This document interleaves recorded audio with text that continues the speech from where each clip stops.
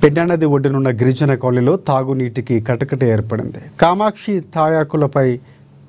తాయాకులవైన జొన్నవాడలో గిరిజన కాలనీ వాసులు 10 రోజులుగా త్రాగునీరు అందక ఏటికి వెళుతున్నారు.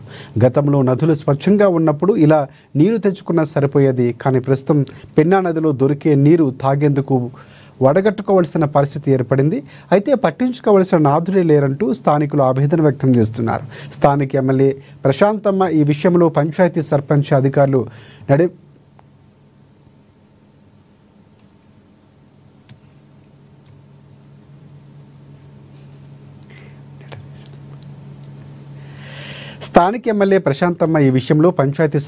అధికారులు నిలదీసినప్పటికీ పరిస్థితుల్లో మార్పు రాలేదు.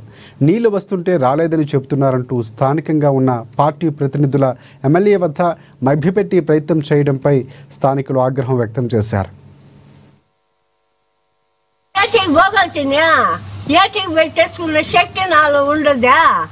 ఎవరన్నా ఊళ్ళో నీళ్ళు వస్తుంటే ఆడికి పోతే తరుముకుంటా ఉంది. డబ్బాలు వేసుకొని పోతే ఎక్కడికి పోవాలి మేము నీళ్ళక? ఓట్లకు వస్తారు గోసులు నిప్పుకొని మేము మేము మేము అని ఎవరయ్యా నిలబడేదారా? నిన్న వాడి ఇంటికి పోయినా నీళ్లు లేక తాగేదానికి అని వాడి ఇంటికి పోతే వస్తాయి పొమ్మ ఏడో వస్తాయా? 6 రోజులు కలిసి వచ్చేదా నీళ్ళు వేసాను ఇంటికి. ఆడికి పోయినా ఎండలోనే.